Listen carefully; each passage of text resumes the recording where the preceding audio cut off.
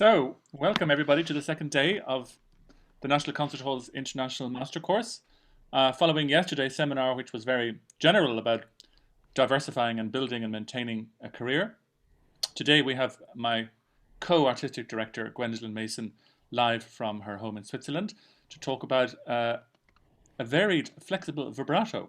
So, a very specific topic which she has called the changeless change. Welcome, Gwendolyn, and lovely to see you again. Thank you, Finian. And I'm going to now introduce you to all our people who are watching us, and everybody is very welcome. For those people who would like to be reminded of Gwendolyn's many achievements, Gwendolyn Masin is one of today's significant concert violinists. She performs internationally to praise from press and audiences alike as a soloist, chamber musician, and as guest with orchestras. Gwendolyn teaches violin and chamber music masterclasses at institutes and festivals throughout Europe and North America and gives talks concerning her areas of expertise, such as she's about to give now. She is also an artistic director and PhD scholar. She is professor of violin studies at the Haute École de Musique de Genève in Geneva, Switzerland, since September 2013, an institution where I myself studied back in the day when it was called the very modest Conservatoire de Musique.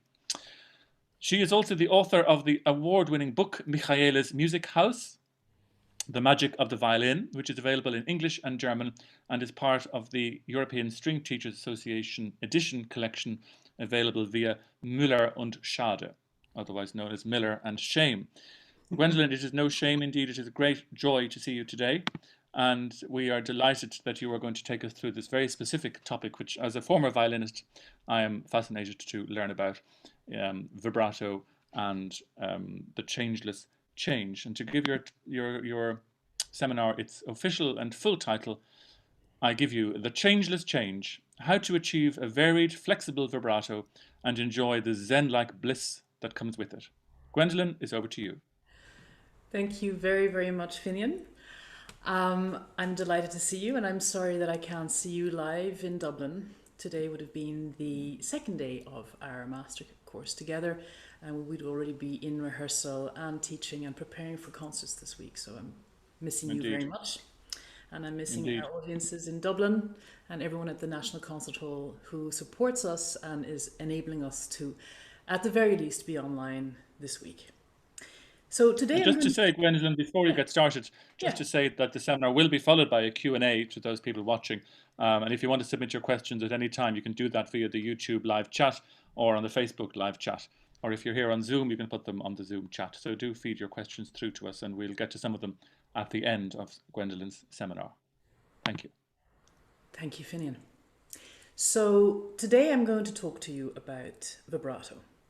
And I would have loved to be able to talk with you in an offline context, working with all the participants who enrolled for our second of the National Concert Hall's International Master Course, as that would have meant that I could have observed your vibrato and I could have engaged in an exchange of thoughts with you.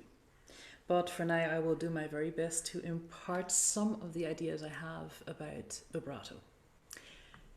Vibrato is something that I'm asked frequently to teach.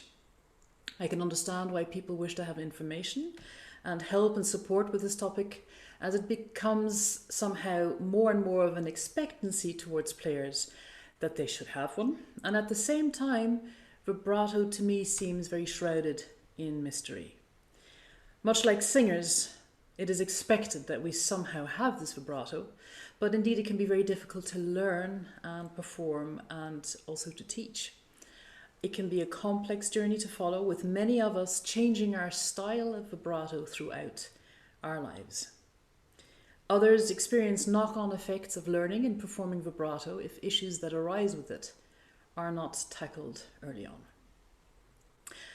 For now, let's set the vibrato in a historic context to better understand its purpose and trajectory. Why do we use it, and how does it affect how we sound? Seen from a historic perspective, vibrato has not been used as constantly as it is now. The violinist and pedagogue Leopold Auer remarked in 1921 that he felt vibrato should only be used as a form of ornamentation, and compared those that used vibrato more frequently as circus acts. Felt, you see, that vibrato could be used as a ploy to camouflage poor intonation. Vibrato has been fairly well documented since the big bang of modern violin playing, which can be traced back to around 1750. For example, in 1751, Francesco Geminiani, in his The Art of Playing the Violin, spreads the doctrine of his master Arcangelo Corelli. In his treatise, Geminiani advocates the use of a continuous vibrato.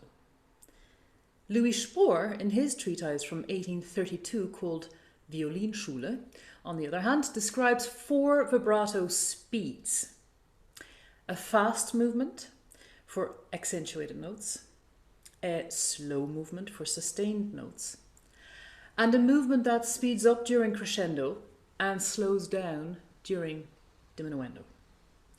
Spohr recommended selective use of the vibrato only where expression demanded it. If you would like to have a tour of all the major treatises on violin playing from 1750 until today, please consider downloading my PhD, which is provided to you for free by Trinity College Dublin. The PhD is called Violin Teaching in the New Millennium and can be found on Trinity College's website. And it is something that was printed in 2012, and so it's relatively up to date. A luscious vibrato is often associated with players such as David Oistrakh or Itzhak Perlman. A more concentrated, intense vibrato is one you might find used by Anne-Sophie Mutter or Janine Janssen. With luscious, I mean that the amplitude of the vibrato is quite broad or wide. And with concentrated, I mean that amplitude is tighter. But the list of sounds and the performers who generate them is very long and just as original as the sound of a voice. There is a uniqueness to each person's vibrato that can be heard and seen throughout the documentation of violin playing available to us. Vibrato and how we choose to employ it can be compared to the sound we create with the right arm and hand. It aspires to a singularity of a voice, and a voice is as singular as a person's fingerprint. It's that unique, and is what I aspire to in my sound anyway, when I play. Sound production in all its facets, to me, is a journey, a process, and I find the most rewarding part is the search and exploration of sound for both left and right hand. Implementing vibrato is also something that is helpful for loosening the grip on the violin for those who tend to clench their instrument. A vibrato should be something you feel comfortable using, that you can sustain over great lengths of time and that you feel enhances your sound. The use of vibrato is, however, I think, not meant to smother your sound, much like drowning your food in ketchup to mask another taste, but instead it should offer variety to your sound as well as nuance and colour, expression and diversity. Ideally, you would like to be able to call on a palette of infinite options within your vibrato, as well as an underlying basis for vibrating that you enjoy the sound of and you like how it feels and you know that you can rely on. I made a reference there to covering food with ketchup because I think that sound comes predominantly from the use of your bow arm. Hermann Krebers, with whom I studied as a teenager, used to emphasize that to his mind sound was created 80% by the right hand and 20% by the left. So basically, vibrato shouldn't be thrown on top of your sound, but instead it should infuse your sound and complement your sound. Your sound, in a way, inspires your vibrato, which in turn inspires your sound production in the right arm. Using vibrato should be a conscious act, one that is sometimes made methodically and sometimes catches you by surprise when you soar on the wings of great music. It should vary according to the piece you're playing, the mood, and potentially the acoustic in which you find yourself. No matter how a violinist vibrates or how they choose to interpret a piece, the physicality of the player and the coordination of their arms and how they utilize and place their fingers, wrists, elbows, arms, shoulders on their and along their instruments to play, there is one thing that all great violinists seem to have in common, and that is the distal joint of every finger. It stays flexible, mobile, and supple. Distal joint. Well, what's that? Let's start with a joint. A joint is defined as the articulation between two bones. Therefore, the distal interphalangeal joint, which I'm going to show you here, refers to the articulation between the distal and the middle phalanges and corresponds to the first crease below the tip of your finger. That's here. The distal joint at the top of your finger is furthest away from the metacarpals, also known as your knuckles. You'll find that it's colloquially called knuckles by many, and your wrist bones, all 8 of them, in other words. While we're here discussing anatomy, I'd like to mention that Carl Flesch in 1923 was one of the first violinists to describe the vibrato from a physical aspect involving the finger, wrist, and arm. He wrote about this in 1923. Now, there are most commonly 4 main types of vibrato described from a physical point of view. These are the finger, the hand, the wrist, and the arm, also the forearm vibrato. Now, technically, vibrato is an oscillatory movement of the fingertips. In view of the stance of a violinist and the anatomy of the arm, a number of the joints of the arm are capable of playing a part in setting up the oscillation, including the elbow, the wrist, and the finger joints. The shoulder joint and the upper arm are passively involved in the oscillations. No matter what effect you wish to produce, the joints of the elbow, wrist, and fingers will always be involved. It is the place from which the movement originates that alters the intensity of your vibrato. The terminology can be confusing, so I would like to mention here that I think it might be time to rethink our understanding of nomenclature in this regard. The most accurate word for a vibrato in many cases would be that it is a finger vibrato, seeing as the distal joint, this one here, is the one that moves. This is, however, also including the idea that the wrist moves along during this vibrato. And this is because ideally there is a healthy reverberation of movement along the joints when you vibrate. So this vibration here causing vibration elsewhere along the arm. Now there's the wrist vibrato, to which some people refer, and this word wrist vibrato can be very misleading. To me, wrist vibrato sounds like something very exclusive, as if the movement of the vibrato is manufactured from the wrist. This inaccuracy in description can lead to tension, to locking the movement through the joints. So you can imagine somebody trying to vibrate from here. It's not going to sound that well, and it will probably feel quite uncomfortable. A vibrato, if it is free, and that is what we would like it to be, is never from just one joint. The movement is fully integrated. We're not trying to segregate the movement. We want all the other joints to have a healthy rebound. Before I discuss the 2 types of vibrato I'd like to show you today, I would like to mention the arm vibrato.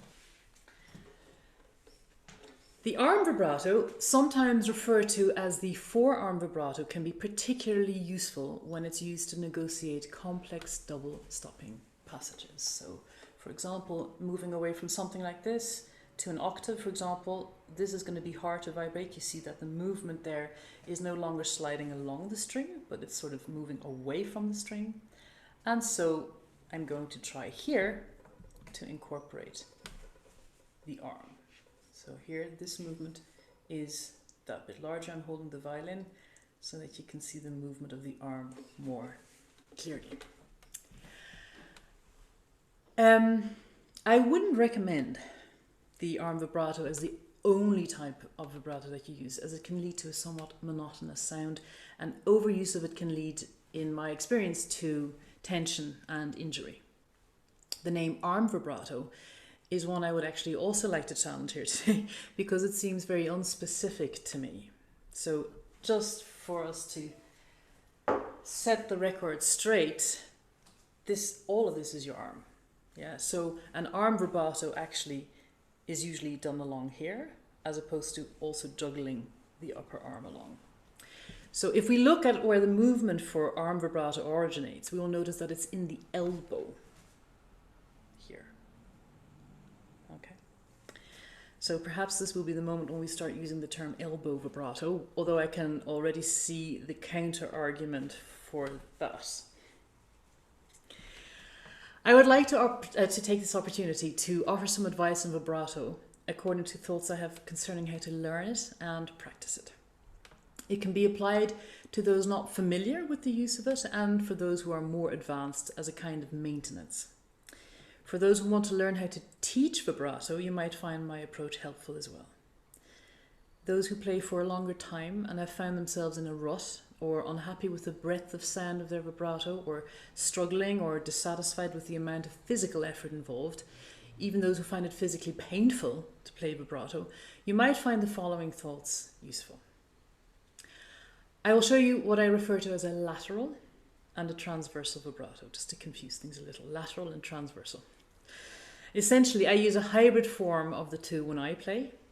I've observed vibrato in slow motion thanks to the filming with digital technology available to us over the years, and I find that many violinists, although they speak of the one or the other vibrato, actually use a mix of various vibrato ideas when they play.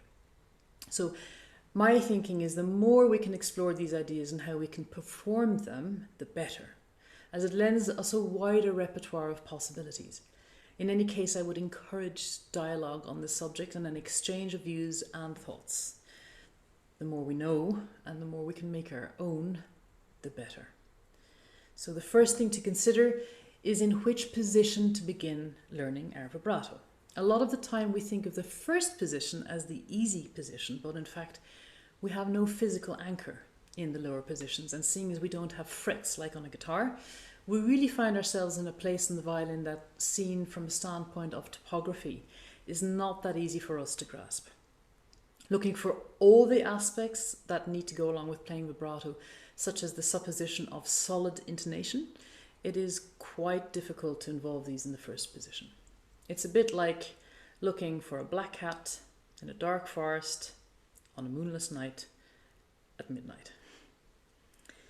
Students who cannot play in higher positions need not worry at my suggestion. We can familiar ourselves with higher positions through an exercise that travels the length of the strings. And for the younger ones amongst us today, I'm going to wrap this exercise up into a little story. Firstly, we begin by landing our violin under our chin. And I find it important to make sure that the chin rest offers enough substance for us to play. Our chin rest allows our placement of the chin to follow without unnecessary tension. And you can see here that I have lifted my chin rest with a little bit of cork, and this one has been made for me, but you will find many chin rests in your local violin dealer, and a lot of them do come in quite short. So if you want, you can add cork here to raise the level of your chin rest. An easy way to remember where the violin should be placed is to think about placing bone, which is here, on wood, and wood on bone. So when you land the instrument, for example, you could land it in this way. When you land the instrument, rather than squeezing the instrument between the shoulder and the chin area and turning your head potentially to the left, I recommend keeping your shoulders effortless and try, and this is stolen directly from Alexander technique, to nod your head onto the chin rest. So having this movement, this flexibility, rather than the squeeze. So the maintaining of the ability to have movement for your head and collarbone and shoulder while you play, I find to be very relevant. Now, following on from having placed your instrument in this way, you can place the left hand on the instrument and you can steady the instrument along the ribs. If you're teaching a younger student, by the way, you will know that children have the ability to transform themselves and their environment into anything they choose. So we're going to imagine that the fingerboard magically becomes a ladder leading to the roof of a house. And we're going to place the first finger of the left hand on the G string, and abracadabra. The first finger of the left hand has transformed into a fluffy 4-week-old cat. Okay? And your young student has left the front door of the house open by accident, and the curious cat ventures out into the garden. The cat, which is our first finger, spies the ladder, which is the fingerboard, which has been forgotten and left standing at the corner of the house leading up to the roof. So the cat starts smoothly climbing up the ladder, higher and higher, until she hears a voice calling for her. When the cat recognizes her name, she's perhaps already up here. She thinks, oh, I better start climbing down. So the cat climbs down the ladder the same way she came up. The next time the door of the house is left open, the cat escapes again, but this time it's the second finger of the student's left hand that becomes this fluffy young cat. And later it will be the turn of the third and the fourth fingers, so that eventually each string is climbed upon by the adventurous cat. Now, before we continue, I'd like to mention again, don't worry about intonation at this point. But let's take a moment to consider what vibrato does to the pitch of the note. So it is the nature of vibrato that the note it affects fluctuates in pitch. Therefore, it is of vital importance that the bass note, which is the heart of the note, be in tune. Vibrato is essentially an inflection in sound of a bass note. There are those who maintain the vibrato should go to the sharp side of the note, whilst others suggest that the true pitch centers around the midpoint of the vibrato extent, resulting in the need for the finger to move above and below the note. And a third theory proposes that the vibrato starts at the bass note, which then flattens and returns to the original pitch as the finger declines down from the bass note and back up, thereby not including the pitch above the bass note at all. And just to make this clear, when I talk about a bass note, I'm talking about the note on which you would start the movement.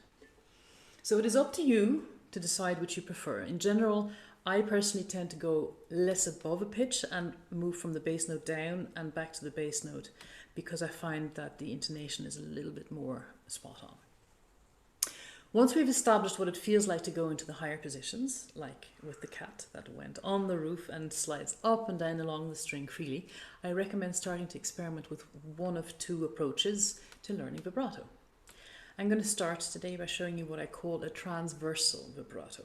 And this type offers a sense of motion from the starting point of a very soft, flowing and fluid movement that is initiated from the elbow. So it looks a little bit like this. Okay. So don't bother with your bow here. Let's just maintain our focus on this vibrato motion. I'm going to slow it down a little bit here. It's an up and down motion that goes from a longer motion, as I'm performing here, and you can, over time, increasingly make it a shorter passage. And please note here that there's no pressure on the fingertips. I'm barely pressing on the strings, as I'm trying to avoid pressing down too much on the string when vibrating, and I'm also trying to avoid pulling the violin down through having too much pressure on the strings. And I think I should mention here that if your hand is not light and round on the instrument with the fingers lined up at a common angle, you will find it particularly hard to execute movement freely and in turn to find the sound that you're looking for. So I'm focusing my attention to the motion of the arm and the hand here and how it feels along the string. That's my primary interest when I'm starting out here. And go ahead and play with this from the more extreme paths along the string to the increasingly shorter ones. And after a while, instead of having all of the fingers on the string, we can actually stop along the second finger. And I will stop in the third position to experiment with this here. So now you're going to be able to see here. I hope you can see it. Just check. Yeah. I'm going to pull down the instrument for the sake of demonstration. And I hope you can see this slower movement. And I'm doing it at this speed to get a sense of what the elbow feels like, or indeed the upper and lower arm feel like, as I do this movement. And I'm going to do this with all of my fingers, and I'm not concerning myself, as you can see here, with sound at all. This is just about getting to know movement and enjoying the looseness of the fingers and the motion that I can feel reverberating along the joints. And the beauty of this movement is that it takes the point of view that a joint that is loose can move. So I'm letting the distal joint, I'm going to show you this now from a different perspective. And again, I'm just checking my camera here. Yeah. So I'm trying to make sure that my distal joint, which is the one closest to the fingertip, is able to move and collapse freely in this way. So you can see here, I'm pulling back the motion and letting the finger, so to speak, stand on itself again.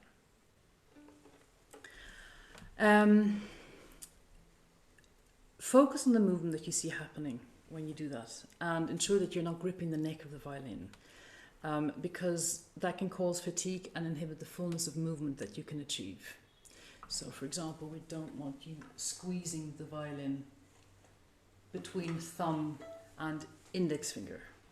What you're doing is you're discovering the ability of the distal joint to flex and extend rather than focusing on other parts of the hand. And you can begin on the bass note, where you see that there's a natural curve to the finger, and that your palm feels soft, as if something tender is being held inside of it. So this movement shows us our finger in flexion. And when I pull back, the finger extends. And when I move forward again, the finger flexes. And you'll have seen that I'm focusing on one finger at a time, and I'm not keeping all my fingers on the string. And I do this to provide more freedom of movement and ensure less chances of there being unnecessary tension in the hand caused by multiple fingers being left on the string. And this is because I often see that people place too much pressure on the fingertips. By having less fingers on the string at any one time, you can also reduce the chances of there being an ever-increasing amount of tension along the fingers as they inadvertently spend their time pressing down on the string. What you will notice in how I'm demonstrating all of this transversal vibrato, and in a moment I'm going to show you the lateral vibrato, is that I'm isolating the movement for the sake of allowing the brain to understand what we are exploring. And I'm also ensuring that I understand where the movement is being manufactured, that is to say, originating from. So I'm just going to put this down here. The movement is not originating from the shoulder or the upper arm. Okay, so what we're trying to learn here is the accessibility of where the movement is. The movement comes, once I start playing, from the combination of the distal joint movement and the elbow hinge involvement. We're going to add the bow now to produce some sound, and I'm not going to concern myself with aesthetics just yet, because the start of vibrato exercises aren't fashioned to sound pleasing. They will later, but they don't at the start. And while I'm playing, and if you're trying this at home, draw your awareness to how the movement feels, and remember to stay soft and fluid in your moment, avoiding unnecessary tension in the thumb,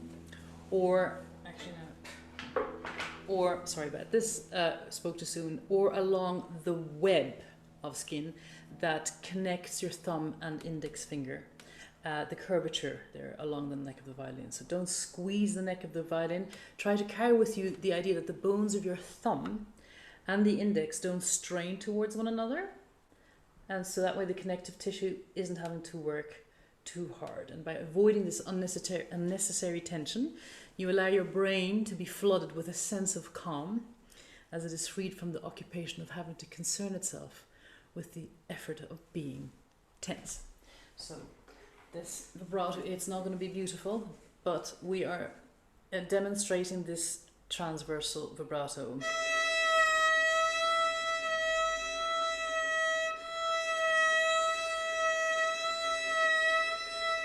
Doesn't quite sound like a vibrato yet. It will. Over time you can speed this up. And try not to change the bow randomly, but enjoy and organize. Choose how many notes fit to your bow, because it'll help your mind to stay focused, and you'll learn more deeply when you bear in mind the amount of oscillation you want for your bow. And you'll also sense a feeling of rising joy and the realization that you are slowly but surely and mindfully speeding up the movement, which is hugely satisfying. So going from to perhaps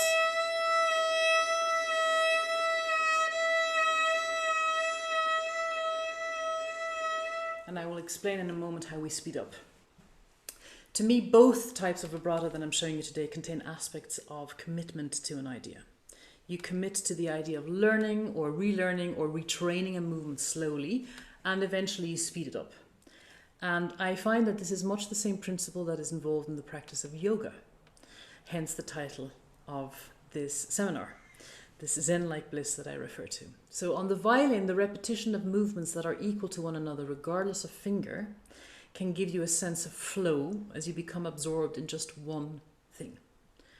Well, more than just one thing. You need more than just one thing to produce the one thing, which is why I'm comparing this more to yoga as opposed to meditation. That sense of doing something intrinsically rewarding and the practice of the movements also offer immediate feedback and the potential to succeed. And that's what I'm referring to when I suggest that there's a Zen-like bliss that comes with practicing vibrato. And I think I should also mention here that I'm not encouraging you to practice this for hours on end. You should do as much as feels right for you. I personally enjoy practicing for shorter amounts of time, then taking a short break and getting back to when I'm starting to learn these kind of physical movements that may be new to me. Now, for the second type of vibrato, which I refer to as the lateral vibrato, it is advisable to begin in the fourth position, as in the fourth position, as opposed to previously in the transversal where we started in the third position, the heel of the hand rests against the right rib of the violin in the fourth position. And I think that's agreed universally amongst all violinists. So this position ensures the stability necessary to achieve the desired pendular movement that I'm going to describe. And a pendular swinging movement involves any given finger and the palm of the left hand moving parallel to the neck of the violin. So the fingertip doesn't slide along the string. It sort of inclines towards and declines away from the bridge of the violin. So it's a rotational movement curving along the fingertip. So that's what makes it slightly different from what I showed you before. And before attempting a lateral vibrato, it is worthwhile to break down the actual movement of the left hand and finger and arm into three preliminary stages before including the use of the bow. So the first step that I'm going to show you allows you to not only see but also to feel the vibrato movement, because once we play the violin and once the violin is in place, the instrument obscures the upper and lower arm from view as well as great parts of the hand. So this first step is going to attempt to offer you a better view. So again, I'm just making sure that you can see. Yeah. So I'm going to hold my right arm as if it were in a sling, and I'm going to imagine that the right hand here and the forearm is the neck of the violin. And I'm going to arrange the fingers of the left hand on the back of the right hand as they would fall on the violin strings, and the thumb of the left hand is going to fit into the palm of the right hand. And I'm going to start making a pendular movement, with the tip of the second finger of the left hand. I'm going to imagine the pendular movement like that, akin of a rocking chair or the pendulum of a grandfather clock. And just imagine how that swings from side to side in order to evoke the movement. And I'd like you to consider a pendular movement as consisting of one backward and one forward inflection. So when I'm showing you this, I'm going to execute 2 units of the pendular movement. So the second finger, that's looking like this. And I'm just going to make sure that that's very clear from different angles. Yeah, I think that's better. So we're moving along the finger, pendular movement, and this is 1 unit, and this is the second unit. And the pendular movement is naturally suited. Why am I starting on the second finger? It's naturally suited to the second finger's length and stability, and that's why I find it helpful to begin with it. And we're going to go and flow through second and third and fourth finger, and back to the third, the second, and we're going to finish the sequence with the first finger. And I do that because I find that the first finger is sometimes positioned awkwardly on the violin's neck, and at these times the movement is restricted, and that makes it harder for the first finger to learn this movement. The restriction comes from the finger being placed on the string at a lower angle in order to achieve the same alignment as the other three fingers. And so having established the pendular movement in the other fingers, 2, 3 and 4, the first finger will potentially avoid making any incorrect movements in a bid to sidestep its occasionally cramped placement on the violin, particularly in the first position. So in the next step, I'm going to take the violin under my arm, much like a guitar, and I'm going to pluck a sequence of notes. And I'm going to start in the first position just for a sense of orientation. Let's take the A string. I'm going to start here playing at B, C, D, E, and from B to E, I'm going to slide with the first finger because, as I mentioned before, we're going for the fourth position when we're learning this particular type of vibrato. And I'm going to start with my second finger, this pendular movement that I spoke of in the previous step. And I'm doing it in this way because I'm still able to see most of my arm and the palm of my hand, the first fingers, and I'm still able to get a sense of where I am whilst leaning against the instrument when I'm doing this kind of a movement. For the third step, I'm going to place the instrument under my chin. I'm going to do the whole sequence again. And I'm going to repeat the entire thing.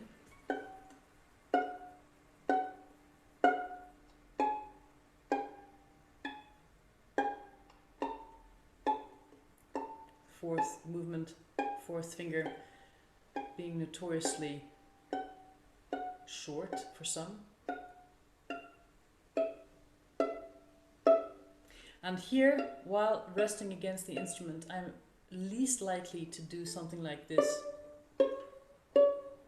Well, I'm exaggerating that now, but I'm least likely to do something like that. And the reason also, again, I talked about this previously, about the fingers moving one by one. Complete and individual control of the fingers of the left-hand ranks is one of the main goals of a player. So this means that the action of one finger does not needlessly influence the performance ability of another finger. So the independence of each finger leads to an advanced state of dexterity and coordination. And to achieve this for the purposes of vibrato, I lift the first finger from the string while the second finger performs the pendulum movement, and likewise with the second finger and the third finger. And for step 4 now, I'm going to do the whole thing again, but I'm going to divide the bow into equal quarters so as to coordinate the bow stroke with the left hand pendulum movement. That is, each of the 4 pendulum movements in the left finger correspond to a quarter of the bow. So this is 2 units and the quarters of the bow.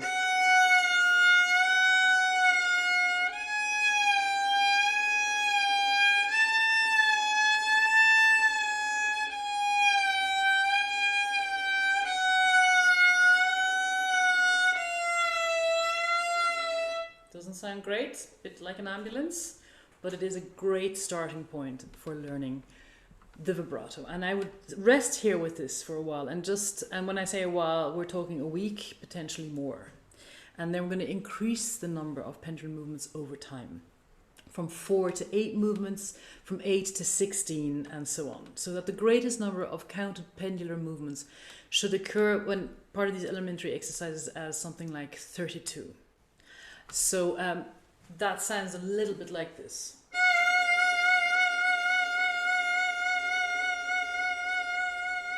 Or potentially. And you can also work these things in odd numbers. So instead of the basic 2 movement unit, you can take a 3 movement unit to help accomplish more varied speeds and inflections of the vibrato movement. Now, what I've described to you here is not something you learn in a day. This could take weeks, and it's something you should enjoy. And don't expect this vibrato to just show up magically overnight. And do spend time on the intermediate stages, so going from 4 to 8 movements, from 8 forwards and so on, because I'd like to emphasize that the broader and slower pendulum movements is hugely important to learn, but steady acceleration is as well. So too often people can demonstrate something very fast or very slow, but the stages in between I find are neglected.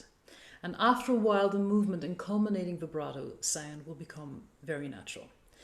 And once it's more natural and feels natural to you, you can integrate this vibrato into the playing of a slow study. And after that, you can incorporate it into the lyrical piece of music, such as the slow movement of a concerto. Now, let's imagine that you've mastered vibrato. That happened quickly, but you mastered vibrato, and what you want to improve is the continuancy of vibrato movement and the sound between the notes, to create a seamlessness that I like to call the changeless change, because you can hear only this continuous sound. There's no stop in the sound. I mean, wobbly wobble doesn't quite have the same ring to it. So how you teach continuous vibrato could include and involve a scale, and I call this a phantom note or a ghost note scale. So it sounds something like in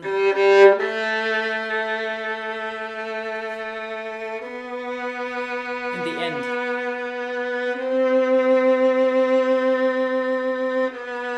But what I'm doing here is the end result of a preliminary exercise. And again, I'm just going to check my camera to make sure you can see me. Where rather than simply lifting one finger to the next, what's happening is that I'm preparing my fingers in a sort of a ghost note exchange, so that my hand, my arm, my brain primarily gets used to the movement. So it's not going to sound nice again, folks, and that's also not the idea, but you hear that?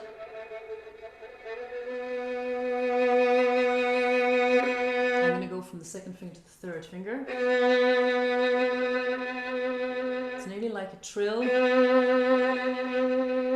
And once I've reached a certain sense of sound, because I'm coming on the string very softly as far as pressure is concerned, I'm lifting the previous finger. So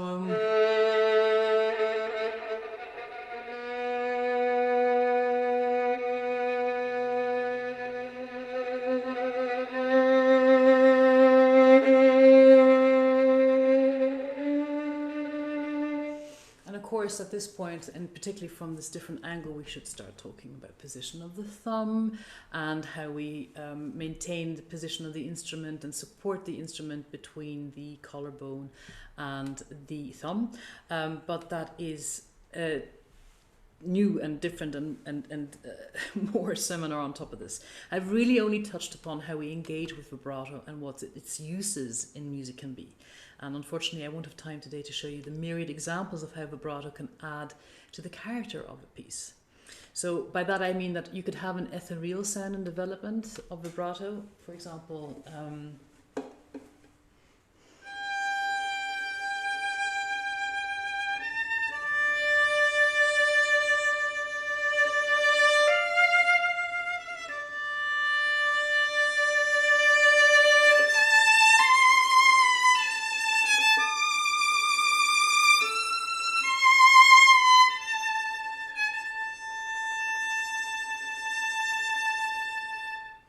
or you could have something slightly more tenacious in attitude.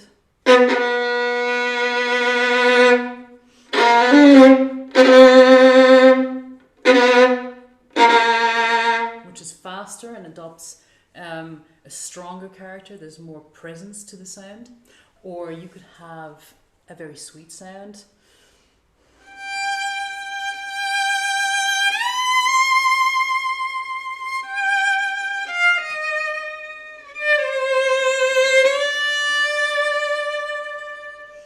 The beginning of the Sarasata there. So these are just some ways. I mean, we could go on and on with this, but I would like it to be known that I'm not trying to purvey what kind of vibrato you should do, and I'd be very happy to show the many ways in which vibrato could be used and its many mantles in the repertoire. But for today, just remember, Vibrato is one of the most exciting aspects of playing the violin, and like a chameleon, can and should be able to change colour at will and to complement its surroundings.